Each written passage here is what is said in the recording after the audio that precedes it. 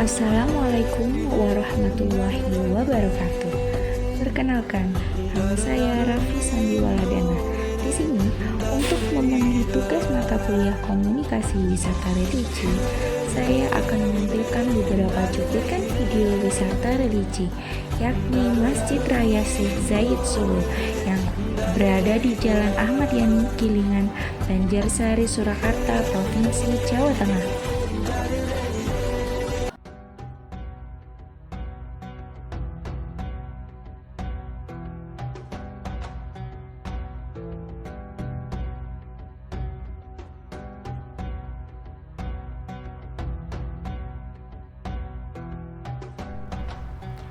Beginilah suasana Masjid Raya Syekh Zayed jam 4 pagi ya. Bisa terlihat begitu antusiasnya warga baik yang dari kota Solo maupun dari luar kota. Semoga masjid ini tetap terawat dengan baik supaya bisa menjadi tempat ibadah dan destinasi wisata religi yang indah dan nyaman. Bisa dilihat tampak keluar masjid ini adalah nampak dari sebelah utara masjid. Ya, masjid ini begitu sangat megah banget. Bisa kita lihat secara kasat mata. Luas masjid ini kurang lebih 8.000 meter persegi. Lengkap ada 4 menara dan 1 kubah yang utama. Di sini juga menyediakan perpustakaan seluas kurang lebih 20 meter persegi. Kemudian ada ruang VIP dan untuk basementnya digunakan untuk tempat wudhu. Selain itu juga ada hiasan 82 kubah bergaya Maroko. Nah, ini nih pintu masuknya dari sini. Kita bisa lihat pilar-pilarnya yang mewah dan full dekorasi ala Arab gitu ya. Masya Allah, tabarakallah. Masjid ini begitu indahnya ya teman-teman. Melihat Masjid Raya Syekh Zayed ini berasa melihat masjid yang ada di negara Arab.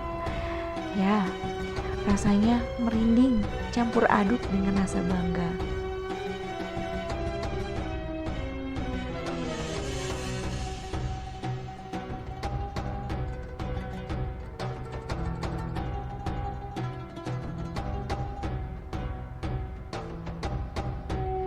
Seperti yang kita ketahui bahwa masjid ini adalah hadiah dari Presiden Uni Emirat Arab Syekh Mohammed bin Zayed Al Nahyan kepada Presiden Bapak Joko Widodo.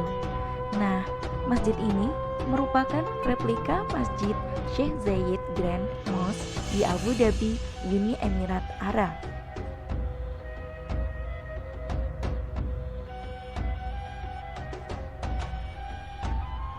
Bisa kita lihat bahwa masjid ini bernuansa putih dan emas.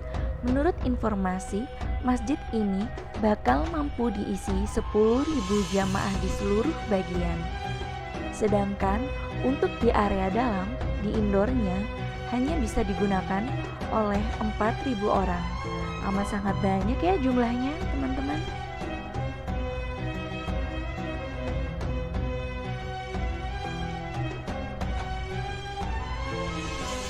Masjid ini akan menjadi proyek percontohan masjid profesional ke depannya. Jadi, diproyeksikan akan menjadi salah satu panduan untuk tata kelola masjid di seluruh Indonesia. Ini nih, nampak bagian tengah dari Masjid Raya Syekh Zayed. Begitu nampak, sangat amat luas ya.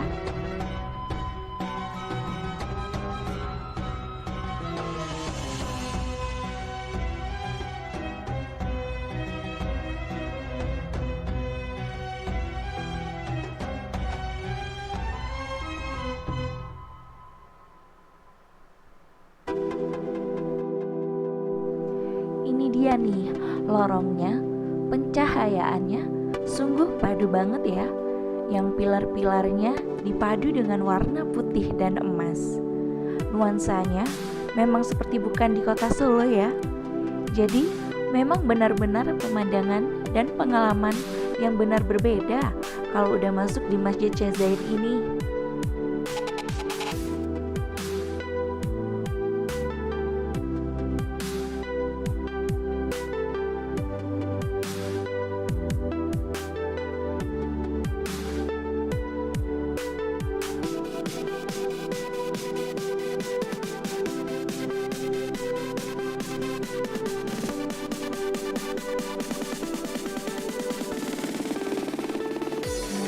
Belok ke kanan, ini menuju tempat utama untuk sholat, untuk beribadah.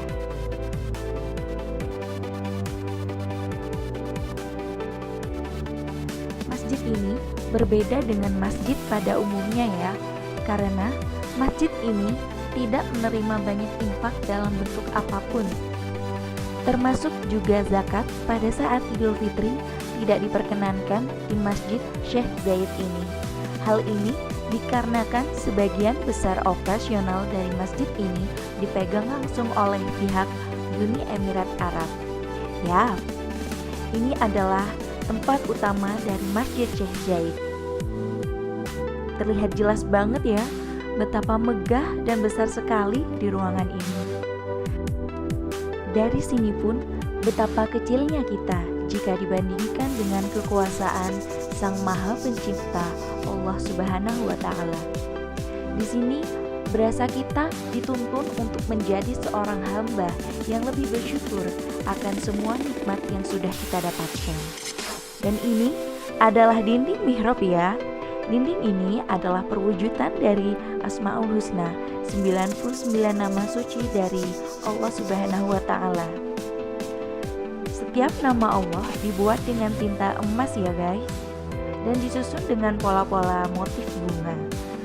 Pola bunga ini adalah motif batik, dan inilah Asmaul Husna yang ditulis di atas marmer menggunakan tinta emas. Detailnya sungguh sangat terlihat ya guys, benar-benar sangat bagus sekali, Masya Allah. Dan bisa kita lihat karpetnya sungguh sangat indah sekali. Karpet utama Masjid Syekh Zayed ini membentang ya di seluruh lantai, mulai dari pintu masuk hingga bagian depan imam. Karpet ini terdapat motif batik dengan gambar bunga, rumputan hijau. Selain itu, warnanya terdiri dari warna coklat, hijau, dan ada yang biru. Sangat indah banget ya. Dan yang paling membanggakan lagi, ini karpet ternyata buatan asli Indonesia loh. Nah, ceritanya motif karpet ini menggabungkan antara batik Pekalongan yang berwarna biru, kemudian batik Solo yang berwarna coklat.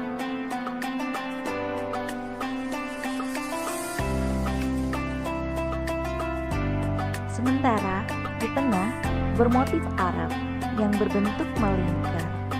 Untuk motif bunganya ini adalah motif bunga Tanjung ya guys. Alasan dipilih bunga Tanjung adalah itu tidak lain karena ini merupakan bunga lokal ya, dan mudah buat tumbuh di pekarangan. Produksi karpet bermotif ini menghabiskan waktu 45 hari, sedangkan untuk proses pemasangannya yaitu sekitar kurang lebih 7 hari atau seminggu. Nah, di masjid ini juga memiliki motif batik kawung ya. Bisa kita lihat di bagian hal ini, bisa dilihat itu adalah motif batik kawung. Motif batik kawung ini diaplikasikan sebagai lambang persatuan dan keikhlasan. Bisa kita lihat di sini ada motif batik Bokor Kencono yang terletak pada area dom atau di atas.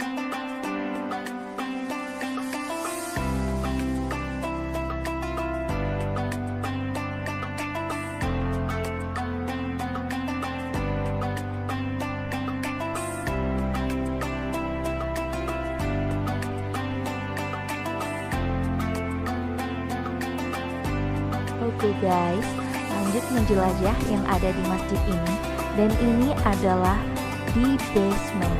Di basement di sini terdapat tempat wudhu. Ada sekitar kurang lebih 100 tempat wudhu dan juga ada toilet ya. Jadi, dengan jumlah tempat wudhu yang sangat banyak, diharapkan mampu mengurangi efek keramaian atau crowding di satu tempat wudhu.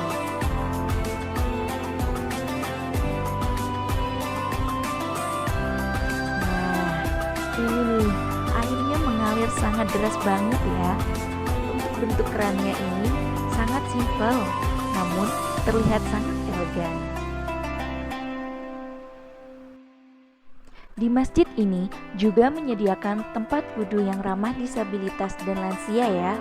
Seperti ini, terdapat tempat wudhu yang ada tempat duduknya beserta pegangan kanan dan kirinya. Toiletnya juga sangat mengagumkan ya. Terdapat banyak wastafel dan cermin yang disediakan. Dan juga pencahayaannya yang sangat keren di setiap wastafelnya. Tempat toiletnya juga nggak kalah banyak juga nih. Jadi tidak perlu khawatir untuk saling menunggu dan bergantian antara satu jamaah dan lainnya ya guys. Mari kita lihat keluar ke area terbuka yang berada di tengah masjid.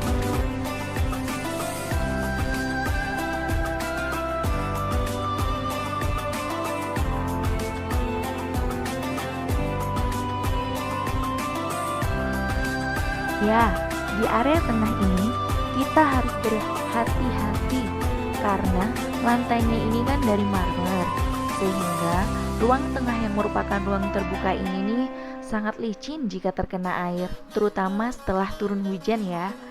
Maka dihimbau untuk pengunjung dan jamaah untuk tidak berlarian di area terbuka ini karena memang lantainya licin jika terkena air. Bisa kita lihat warna putih sangat mendominasi di sini ya. Marmer yang ada di lantai ini berasal dari Italia loh. Sedangkan yang ada di dinding itu berasal dari Turki. Jadi, marmer yang berasal dari Italia dan Turki merupakan keinginan dari pihak donatur, yaitu dari pihak Syekh Zaid itu sendiri.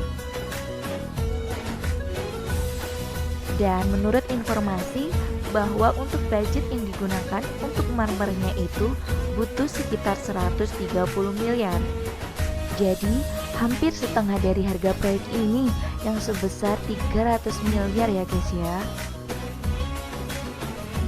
Masjid Raya Syekh Zayed ini juga terdapat area terbukanya ya, terletak pada sisi selatan dan utara ya guys. Nah, ini adalah sekitar taman di sebelah selatannya. Di sini suasananya terlihat sangat sejuk ya, karena memang kondisinya ini masih pagi. Penataannya ruang terbuka hijau ini sangat baik ya. Bisa dilihat tanaman-tanamannya sangat nyaman dan enak dipandang mata, serta terlihat segar.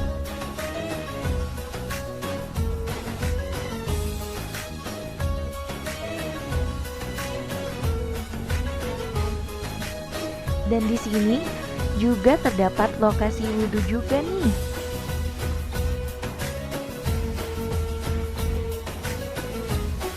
Nah, ini dia nih tempat wudhunya yang ada di luar.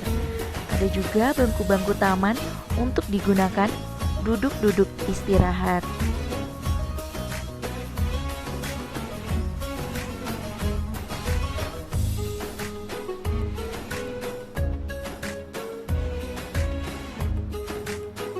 Dan di sini terdapat penjaga keamanan masjid di setiap sudutnya ya guys ya. Seperti yang kita ketahui, kebersihan terjaga di masjid ini, sehingga diharapkan untuk para jamaah tidak makan maupun minum di area masjid ini.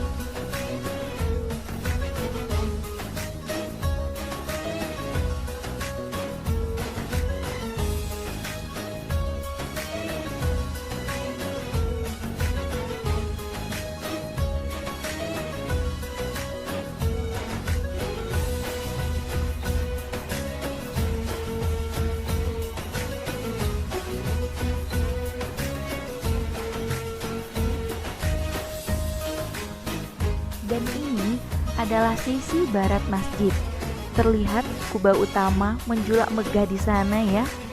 Terdapat pula di sini spot untuk wudhu yang Taman Barat nih. Coba kita lihat nih. Ya, di sini tempat wudhu Taman Barat.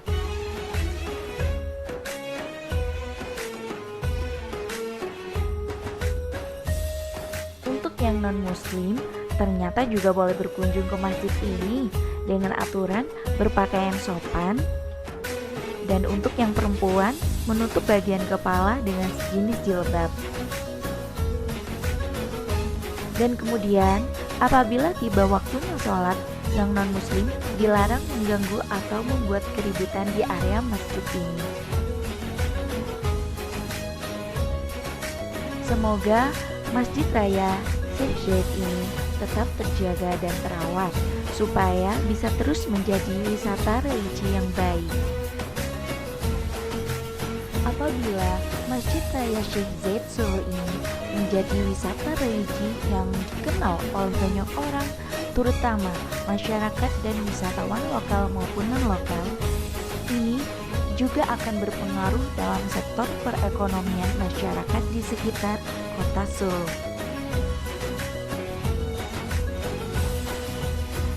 Ya, sekian dari saya. Saya Raffi Sandiwaladana, mohon pamit undur diri. Terima kasih. Wassalamualaikum warahmatullahi wabarakatuh.